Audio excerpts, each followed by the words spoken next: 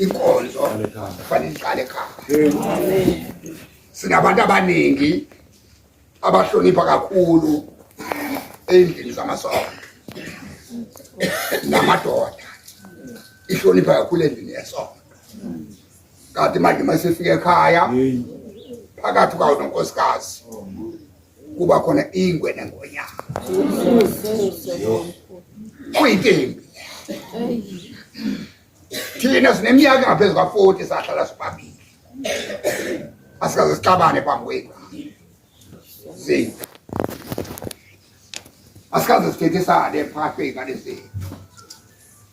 Uqala ngisemsha kakhulu bengenza izinto kwesikhathi kuze kufika abasekhweni lami. Kukho into engizenzileyo ngokuphazama. Afika unkosikazi abiza abasekhweni lami. Sikhishwe izingane khulunywe kancane bese kubiza. Kodwa nje leti yamangalisi noma abantu sebekhona. Ungakumangisi mama Mthethwa ukhuluma ngobaba ukuthi bakuzonda amadoda. Abantu uNkulunkulu athembele kakhulu kubona. Kodwa futhi manje bayishila indawo yabo ukuthi bamadoda. uNkulunkulu uyakhala ngale ngoba amadoda ayishila indawo yabo. Amadoda manje aphenduka aba yizingane. Haleluya. Amen. Angiboni fanele bemsondeleni chaza ukuthi ukukholwa noma kukhona kwesisikhathi kuyindlela nje yokuthi kuvikele ukuthi wazi ukuthi endaweni yakho. Amen. Kanti hayi empeleni akukho kahle. Haleluya ngoba ngila la ngisuka khona abayazi ukuthi yakhona. Kodwa manje ngifike ngikhole phambi kwesonto. Lento ezingisiza kakhulu. Ekhaya emndenini wakithi nasekhaya lami angaziyo ukuthi yakhona. Kodwa phakathi kwenu yakhona. Lokho umuntu akumsiza. Amen. Haleluya. Amen. Ikhulunywe kakhulu indaba kaJesu. Ikhulunywe kakhulu ezulwini. Kwake kwaba usuku lonke kuthule. Kungekho umsindo kuthule. uNkulunkulu ebuza umbuzo ukuthi ubani oyokuyela. Kwathula usuku umsindo. Kwathula. Emva kwesikhathi uthuliwe uJesu wasukuma wathi Nkosi thuma mina. uNkulunkulu wayesehlela ukuthi kanjani. uNkulunkulu wabona ukuthi uma emthuma njobe sisukumele yena abantu abezimemukela. Kungcono uNkulunkulu enze icebo ukuthi aqhamuke komuntu. Ngoba uma engazoqhamuka komuntu abantu ngeke bemamukele. Haleluya. Amen. Iyo le ndaba noma igama likaJesu selibatyaza ukuthi unamandla. Athi amaJuda sazonina noyise. Uyise umbazi. Abafowabo uJuda noFilipi. Siyamazi lo. Manje ngasho kanje into okudumela nabo bafowabo phambi kwethu. Nabo thathu wabo phambi kwethu. Waphela manje mawufunda iBhayibheli abantu abaningi bazi ukuthi uJesu akanamfowabo. Cha. uMaria unkosikazi kaJosefa bahlata. Into edathu kuvela indaba kaJesu kakhulu. uNkulunkulu akakhulumi ngomuntu ongenaso isehlakalo. Kodwa uNkulunkulu ukhuluma ngomuntu onesehlakalo. Iyo le nto mawufunda iBhayibheli ezizwe zika-Israyeli kuvela kakhulu igama likaJosefa. Ngesehlakalo sokuthi uNkulunkulu wamupha ongaphezu kwabafowabo. Hayi ngoba ezalwe yini wayezalwa ngunkosikazi uJosefa ongathandeki emzini. Haleluya. Amen. uJakobe wayekhethe enye intombazana. Base wayesethula abanye cha akwenzeke la ngesiko lakithi. Ukuthi kuthathwe intombazana encane ifike kuhlale endala. Bathathe bobabili. uJosefa wayesevela kulo wayengumfundi. Wavela manje kugqama kube ngathi makhulwa ingaphathi indaba yoRobert. Kungakhulunywa ngoBenjamin. Kungakhulunywa ngoNaftali. Kuvela igama likaJosefa kuphela. Amen. Manje uNkulunkulu akakhulumi ngomuntu ongenaso isehlakalo. Iyo ke le ndaba kaJesu ivela kube ngathi hayi akanabo abafowabo. Cha, wayena abafowabo.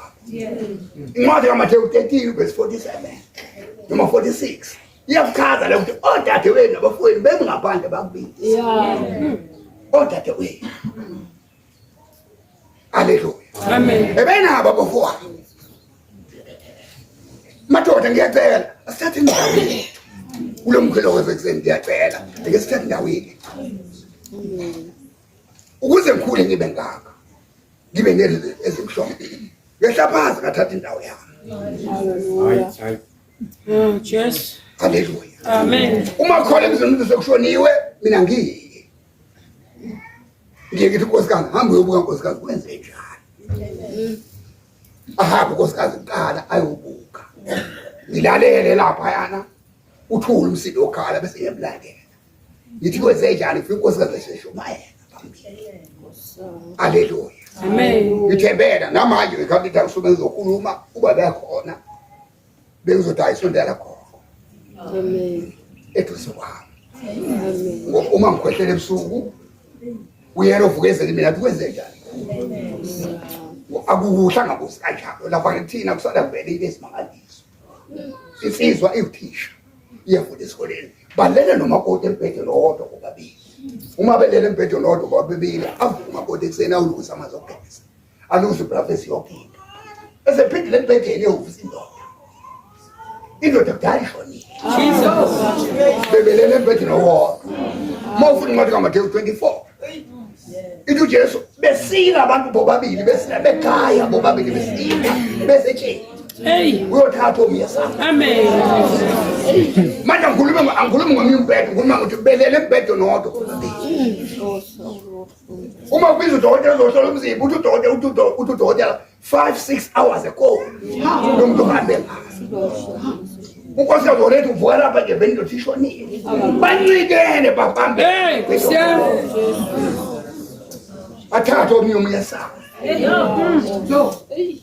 Iyona indaba mangikhwehlela ukogezela mina kwenze njani. Uyafuna nifuza amanzi. Angavusi ingane. Angavusi ingane. Mangithi mina kwenziwa yini ungavusi ingane? Athi phela wena wafunga nami ngafunga. Hey, Sam. Uzohlonzwa. Yeah. Nomuva fanele ngizibize zona sokwenzekile yini. Kodwa mina fanele ngale ngibone kanti kwenze njani. Hey. Ngiphuza amanzi athi ufunani ngithi hayi ngifuna itiye. Noma ngifuna ishuze kusuku empedeni ngihlale ngisika. Ngihlale azama afune zilele njalo ingane. Akukezwe azwenazi ingane njalo banginabazulu balela abazulu bangavuzwa. Ngivuke ngibe right ngithi asengelana kulele empedeni. Kodwa mesola futhi ukuthi hayi ukulala kwami ngilele kahle. Uyezwa mangikhona la kulele. Athi hayi ngikhulawulele. Asifuni ngiqamele emini uqamele bekade kahle. Hey, Sam. Haleluya. Akhona ukuthandana ukufunga. Ngoba uNkulunkulu wesikhathi. uNkulunkulu uthi kwenzakalale eqala. Yeah. Namhlanje sidunyana namhlanje abaprofeti othi wazalwa ngo-90 aprofete into eza ngo-1950. iBhayibheli likusho lokho. Umprofeti meprofeti ufuna profete into esazokwenzeka. Angaprofeti ephasi. Kodwa profete into esazokwenzeka. Hallelujah.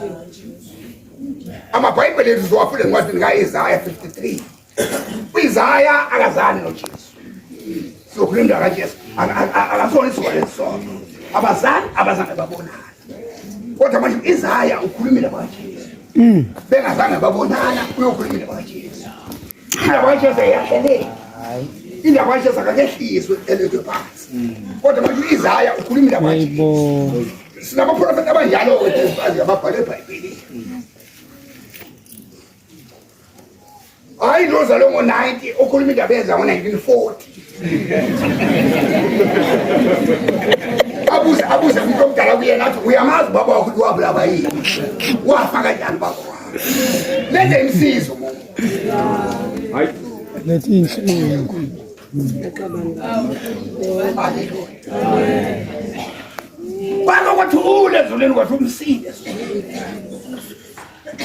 kwathula umsindo uthi ubani yosiyela kwathula zathula ingilozi kwathula amaselafu uJesu wasungwa inyawo thumani haleluya manje Isaya nambona uprofeti Isaya ukhuluma leyo nto ukhuluma indaba kaJesu uJesu wayengafiki asiqaphelele lethu bazalwane Amen. nasemadolobheni baphelile abantu beqedwa yileyo nto beqedwa abantu osuke ekhaya umuntu eyosedophini uyafika lapho uthola umuntu ombhulelayo omthetha limile ngathi ikhala bazalwane hey buni ungebengu sedophini sake sabantu anga izigebengu ebengabika baphala kwaku 1970 kwaku 1971 sabanje izigebengu phela zilomama ziyothenga edophini masifika la sifika nesitolo uqhabisizwa efake kahle igqokilo ijazi eluhlaza ithi lesizwa manini la ngizokhipha ukudla ngize nakho la kwisani yonke imali kini sinike yonke imali kanti lesitolo sithi umnyango wesitolo kanti ipassage uzohamba lapha eyobhala sema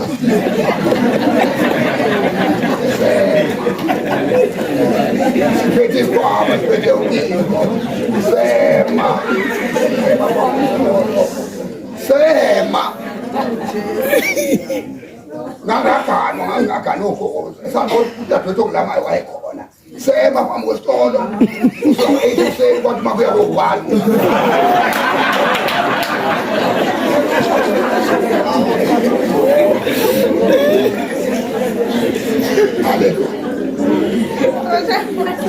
amen ngangisasebenza kusomsebenzi wamashift cabanga-ke lokhu ngo-8 ekuseni ngena u-12 ngo-8 ekuseni ngilwela ukuthi ngibuye ekhaya ngizolala bese ngibuya ngiyongena ngo-4 ekuseni kodwa sema la silinde sema uthe somunye wayengena eminyango esitolo ebuze kunomuntu osebenza la ekhaya esibulile imali ekuzogethela ukudla umnikazi wesitolo wathi abantu wathi khona phakathi walapha sathi thina hayi akekho phakathi abantu wathi asidayeke umuntu obethela abantu ukudla ngaphandle ngabe khothe ngingena phakathi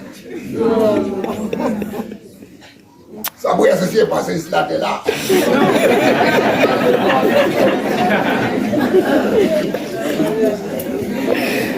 Ikhona ukuthi lento enzeka nami ngiyindoda ngikhona ngila nami ngiyindoda umvikelo wabantu ofuna avike babanjwa kayena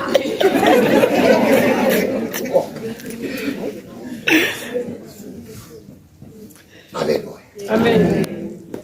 basalwane ekufika kwaJesu kwakhokho imali yakhokho ngendaba kaJesu inkulu kakhulu ngeke ukwazi ibala kwakhokho imali yamanga uma abaqaphi bevuka la uJesu engasekho bese abaqaphi bathenga abantu batayi amanye wabatshela ufike abafundi bakhe bamtshontsha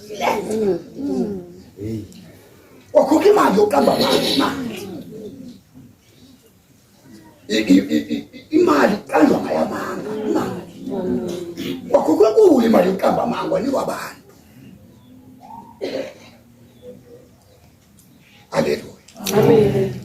kule mali esikhala namhlanje inkulu imali yakho kwayo kaJesu indoqala imali kaJesu yakho kwakho imali uJesu ezobulawa kwahlela ukuthi ubani uzombulala kwahlela isimali amajuda ahlanganisa imali ahamba emaromeni afika asivumelekile ukubulala umthetho waAbraham sinikeza umuntu ozobulala uJesu uPilato wayilethelwe uzogweba uJesu kuphela kuyena emuva amen mpinde futhi uPilato wayilethelwe eqashiwe ngenkulu imali ukuthi azobulala uJesu kuphela ebese buyele emuva lo wayengena umjuda wathenga uPilato kanti lento yenzeka ngesikhathi yenzeka lento kunokuxabana okuphakathi kwaHerodi noPilato uJesu wayilethe uxolo kuthiwa ngokuboshwa kwaJesu baphenduka labantu bobabili babantu haleluya Jesus bathatha yini uPilato wakhipha ithuba ehlonipha uHerodi ukuthi sihambise iminikelo. Mayifika ithi ngalapho nofika uPilato wathatha ithunywa wazibulala wazihlanganisa wazixuba neminikelo yazo konke. Lethu yamthukuthelisa uHerodi. Ubhalwe encwadini kaLuka 13. Ubhalwe. Kodwa ngalelo langa-ke lobuhlobo babo uyiveza iveza uJesu ukuthi anithi labantu babe ngakholwa babe khona. Haleluya. Amen. uJesu wayeletha uxolo masuka la kufanele sibe noxolo. Bekufanele sihambe sokungena komakhelwane. Esingakhulumisani nabo ngoba kukhona lokhu noma ukhona. Uthatha ukhulumisana nomuntu. Haleluya. Amen. Awukhulumisana. Mina noma ngikhulumile ngakhuluma kabi mhlawumbe ngikhulume kubishop. Ngithenge isikhathi efone bishop ngabamba ifoni yami ngikhuluma phezulu. Ngibuye ngifone emva ngithi baba ngazi noma ngikhuluma. Ukhona umuntu ongithintayo uthi angibuyele kuye. Wathi baba hayi awusangisho lutho kukhulu ngithi mina kodwa kunomuntu ogethesayo. Kunomuntu ogethesayo. Noma ngikhulume noma mhlawumbe ukho efika ngibiza kodwa ivama ukuhlala sibenze inkukhu mina. Ihlala phakathi sibenze inkukhu. Imini yonke clean phakathi sibenze inkukhu. Yikho izingubo esisabela. Ongeke uzibheke zimanzi futhi kumhlala sibenze inkukhu. Ambiza ukho uyuzophuza iphalishi noma itiye. Mangithi kuyena mana kancane ngibuye ngihambe ngiyobhaka bese ngibuye ngene angane ngakhulubeka. Yaxoxisa. Mhlawumbe ukhulubeka. Ufakazi mabodo ukhona la. Mabodo umfakazi.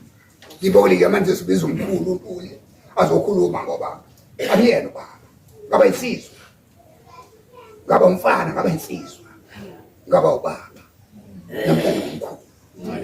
Ngisho khweli lami mangiyekho khona bafike bethi mina mkhulu. Ababe ufeyikhethe khweli lami. Ngifike bathethise khweli lami. Lithi niyenzelani le ekhweli lami. Bangibiza umkhulu. Basefika umkhulu liphelile igama lokukhwenya. Akusengi ukhwenya semuntu. Manje ngomusa ngafika lapha angani umuzofika lapho lo. Abantu mabekhweli bemzini wabafaka amabhaji mina bangikhulula bathi isho ungangena ufaka i-t-shirt. Umkhulu wala ekhaya. Akushiyo ukuthi angohlala phakathi ngifike ngihlale emthunzini ngithi ishawa umoya. Bese ngithi nibekelele ngisho kwendaba.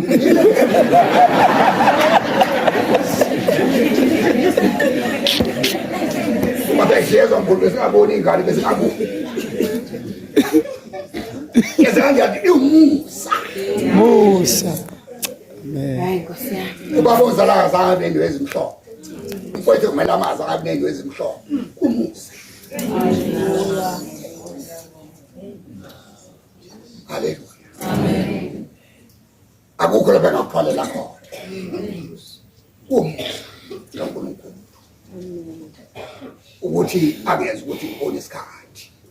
Ngibona nabazukulu bami beya e-university. Ngangazi mina ngithi akithi khona umuntu ongayi-university. Njengoba ngifundile angiyanga esikoleni. Ngafundiswa abangani bami ngafundiswa emakhishini lapha engisebenza khona komesisi babelungu. Bangifundisa bangiqeqesha. Bangiqeqesha ukuba esingisi ngafundiswa ngabhala. Angizange ngiye esikoleni. Kodwa manje umusa wami ngibona ingane abazukulu bami be-university. Omunye e-university ngale minyaka edlule wabuya ngonyaka odlule. Omunye kade ehamba kulo nyaka e-university ngemina ekhaya. Ngangazi ngakho umuntu ongafunda kanjani. Kodwa umsaka uNkulunkulu wenzekile. Ithe ngathi kaba incwadi umprofeti wezayo. 53. Chapter 53. Yeah, chapter 53. Yes. Yes. Incwadi umprofeti wezayo chapter 53. Yes. Bese sheshe sala.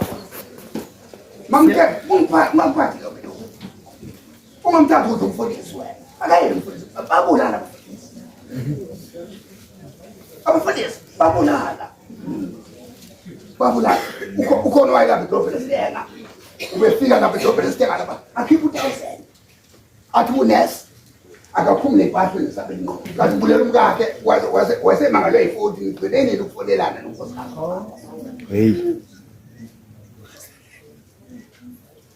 ungasho lo mfundisi kanti umfundisi uthuthelela akafile akehluliwe inkolo fanele behlule umuntu ehluleke Amen. aphela amandla kumuntu Yo. uma isathi mekhuluma nomuntu athi ngijwayela kabi mina ngisongiflathele ngithi uyakholwa lipi lelo lima likhulumayo athi wena ungijwayela kabi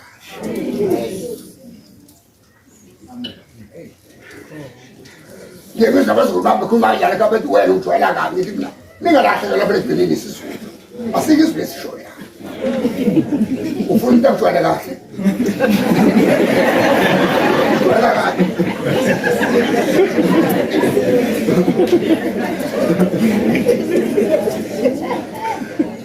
wangixoxela omunye uthisha wathi kungcono umuntu uma efela ezinye izifundo wathi uma efela isizulu wathi uma efela isizulu esikhule semakele sibulala amamba kawu10 ngoba into alala ngayo ekhaya manje mehlule isizulu ufeyila kakhulu ungijwayela kabi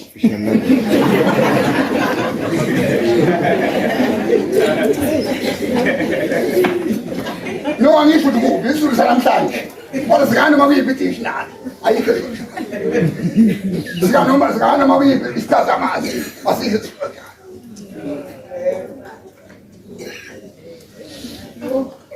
so siyacela bazalwane sithathe indawo yini amakholwa khona amazwi angafanele awakhuluma amakholwa Hey.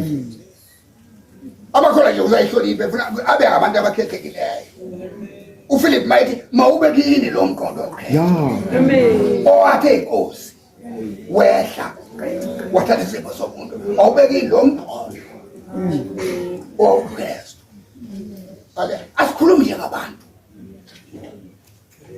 haleluya Amen. ukhuluma kwethu kuhlukile asikhulumi njengabantu Hayi. uma sikhuluma njengabantu mangitha ezikholweni uzobuza umuntu athi wehluke ngani phakathi kwami nawe ngoba ngikhuluma isosi nawe ukhuluma isosi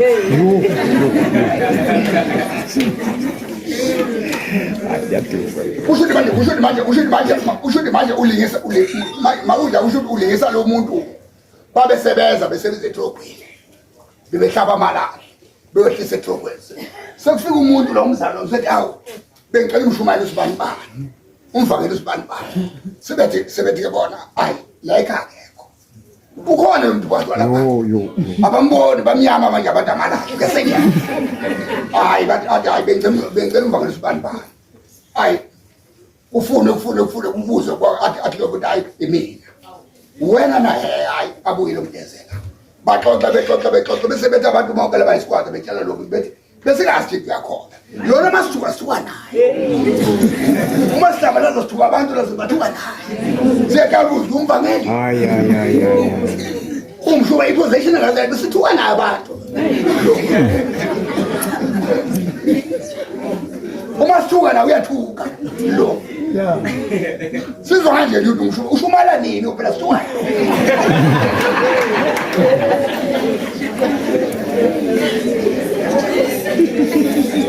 manje siyenze njalo ukhuluma kwethu mawube omkhulu ukhuluma kwethu ukuze sikwazi ukudosa umuntu awukwazi ukuthatha iloli ehome in-housing tailor usuhuka wena eveni uthi ayidozele iloli awukwazi iveni yosuke ndize phezulu ihluleka ukudosa leli manje asikwazi ukubadosa abantu ngokukhuluma kwethu nje masibe nemenazi Amen.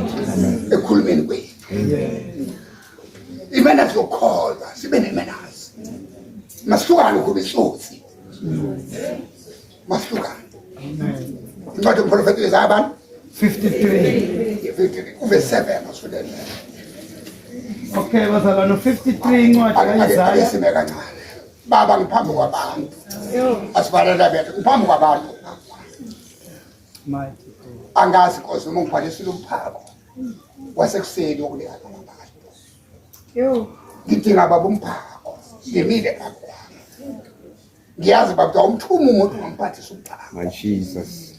baba siphathiswe lakho manje ngabe ngiphathiswe uwe noma ngikhuluma ukuhlakanipha kwami baba siveze kusukela lapha ngomsa wakho amen uverse 7 verse 7 incwadi 53 kaIsaya la kufundeka khona ngalolu hlobo yacindezelwa kepha noma yathotshiswa ayuvulanga umlomo wayo yacindezelwa noma yathotshiswa ayuvulanga umlomo wayo.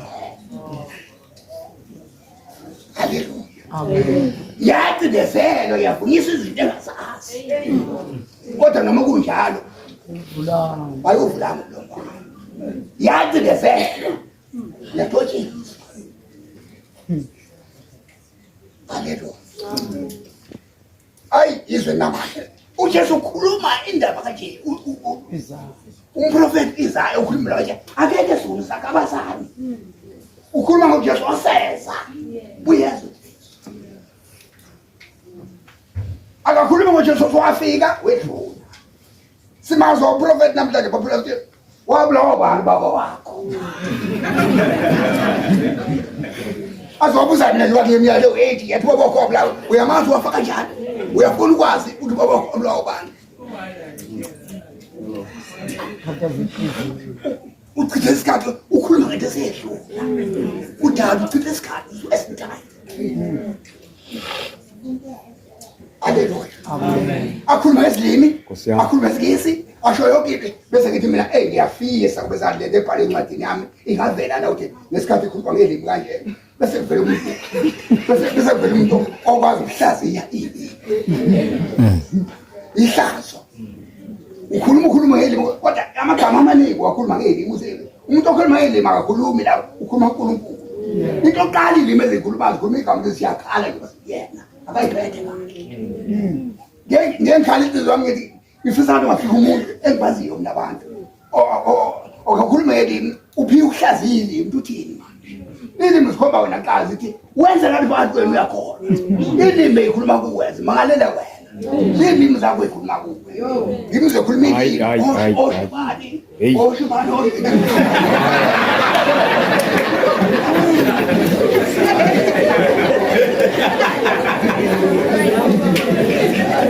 uma bengafika umuntu oyihumshayile ebengasale khamisa umlomo wakhe siyabazi okhuluma ilimi umuntu athi hayi mfowethu umoya engcwele uyakhala ngawe uzoyibethe manje wena ukhuluma ngelimi uthi uzoprofeta abanye abantu wena awukwenza uprofeta abanye abantu udinga uprofeta wena ilimi zakho zithi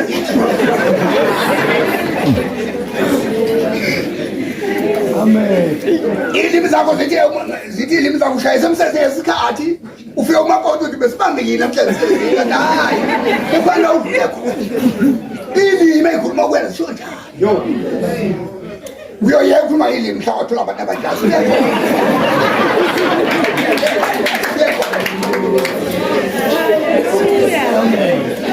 umuntu okhuluma ilimi akakhulumi kubantu kodwa uNkulunkulu uthanga umuntu oyihlaziyayo ilimi bese cha asihlale phansi igama lokudala ushilo elithi akuyena igama elodwa ngesikhathi uthi Jesus igama elodwa othilo leli gama belithi lithi leli gama lisho leli gama uthembekile wena khala awuthembekile komakhelwane ukhali yebo uthi mina ngifuna ukuthi namhlanje ngipholofetha wena upholofetha yini igama kuwe Hayi unkulu. manje iyo ndaba iBhayibheli sifunda lithi mase kufika iqiniso ilimi zothula zokubalekela ilimi wabanje ngizile umuntu ekujeni la eThekwini ehlezi ukhona indawo la eyifundela khona yofana khulu ilimi ezothi uzothi wish bona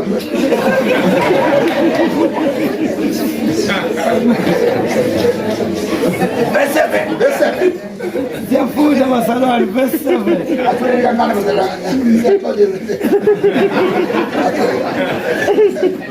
Yacindezelwa kepha noma yathotshiswa ayuvulanga umlomo wayo. ngenxa yethu yacindezelwa yathotshiswa kodwa noma kwenzeka lokho ayuvulanga Nkosiyami. kube kufonelezi Njengewuntu eliswa ekuhlatshweni nanjengemvu ethula phambi kwabagundi bayo ayiwuvulanga umlomo wakhe. uJesu lowo umprofeti Isaya ukhuluma ngoJesu ofezayo uJesu akakafiki uJesu hayi bazalwana nami ngibe umprofeti nami isikhathi eside ngumprofeti Ife ngikhoba ithule emzini umuntu ngiyabona lo ngajela akuyena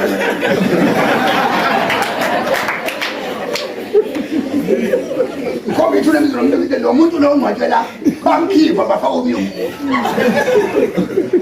uhambe uNkulunkulu wangithinta wathi wena uprofeti wena ubani uprofeti iproof yalento ishoyo ikuphi ongakubeka ukuthi akona amadaba haleluya thina sibuya kubaprofeti abakhulu ngake ngafika abazalwane hello ngake ngafika le ndawo moyo yasekungceleni wasebozabili ngithukele lapho ngafika konyumuzi ngisekhona ngenyangeni bafike bathi akuba wena ekhaya ngithi bathi hayi ulapha ya bakho umfula manguwela lokho ngwela la ngifika la esangweni ukudlala izingane esangweni bese bakhona umuntu lo egceke lo edala awu ebese lo mdala uzela ekhaya phela ekhaya ulo ngabuke ngena lapha uyeza lo muntu omlimi ngifike ngihlale kulendlu angene lo baba akagqoka ibhuluku uhlale lo baba efaka iphini njengomama ufake iphini efaka emsebenzini umoya lawo uluphola kuqala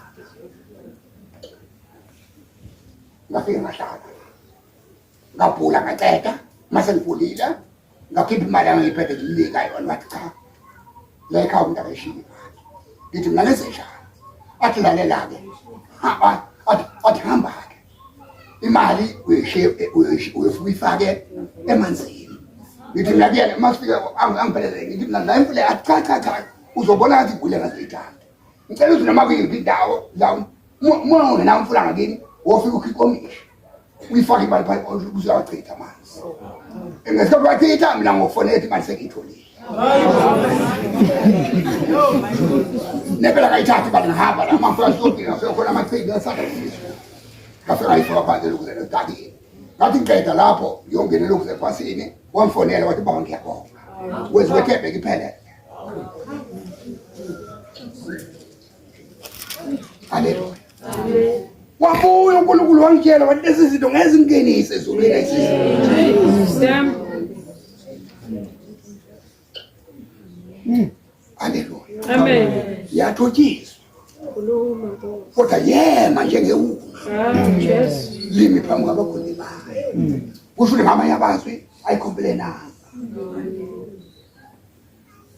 haleluya uPilato wabuza uJesu wathi ulele ingaka bekhuluma kuwena awuphenduli ngazwi na wathi uJesu usho khona wafanele wathotshiswa kushiyeliwe bazalwa kakhulu kulena ayikho into engayisho ngikhuluma ngokukhehla abamisha ubukhehla lokho enkulu iningi quality elitholela kodwa akatholanga lutho mina ngiyamthawukela mina iningi kakhulu hayi ngiphatha ibhungu yarekhorda sekuzothi ngifika kwincwadi yami ngiyibuze ibisiqala phansi ngichazela uya phambili haleluya uJesu khethekile wafika kwabafundi bakhe esevukile bevalile eminyango bavala amawindi yonke into wema phakathi kwethu wathi ukuthula bambekile haleluya bathi bona awusivalile wathi ningangithinti yilo lelo sobona likalile hamba nekho haleluya masingamlahli uJesu asinamathele uJesu masingamxubi ngesikisi into asingaviki ngayo komakhelwane asingenza ngathi siyakhola emsebenzini hayi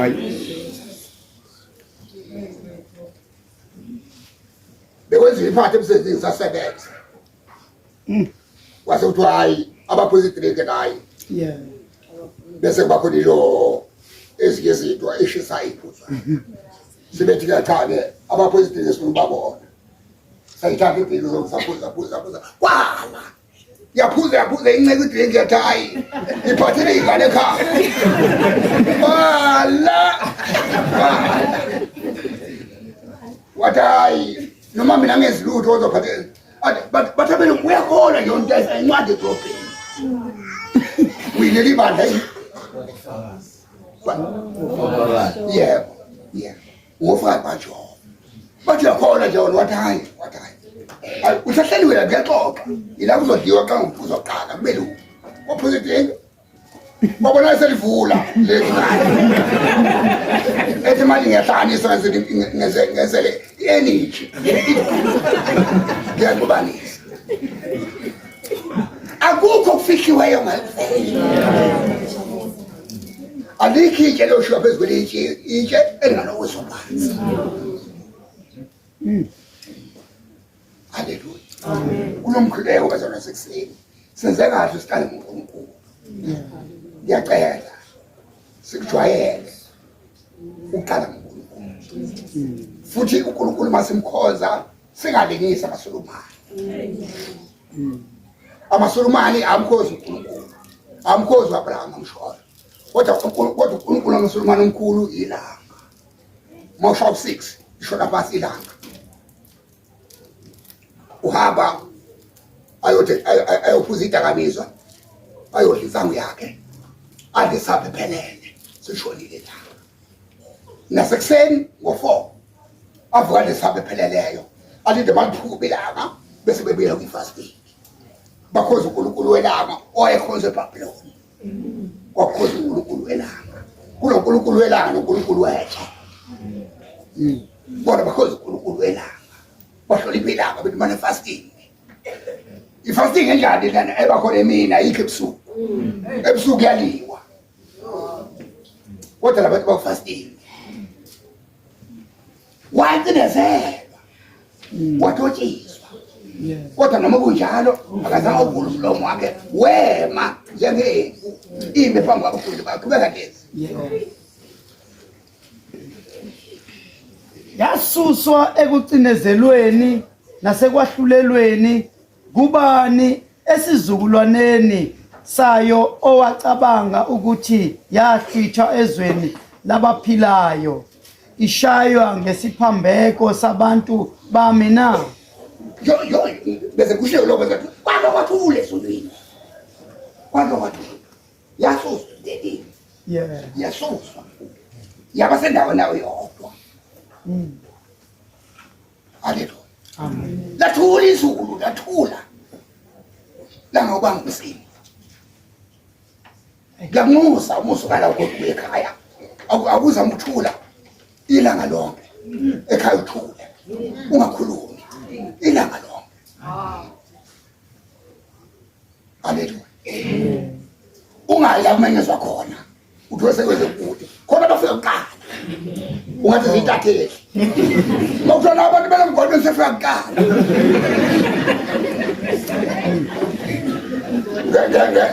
ngesonto umdumisi ngesonto umdumisi ngesonto uyadumisa ungathi tatheli fika kuqala engathi uwakhiso lezo Hallelujah. lishoni la ngakhuluma lishoni la Siyabonga uNkulunkulu. haleluya amen kuyangifikela ngekhaya lami ukuthi masekhululwa phoza makhona ufakazi ngihlala phansi ngihlale ebrada angivamile ukuhlala esihlabeni ngihlale ebrada kuye kungifikela ngendlela yami engibhabha kuyona ihlale endlini ngize kubuye ngithi ngihlaleleni athi uNkulunkulu mina ngenzela imsidi eminingi ngasayizwa wenza umsidi eminingi uzobe ngaka mningi imsidi wayiswayo akusafanele uzumsidi Hey. Siyabonga mongcwele. Hayi. asihlabelele eqolongweni 121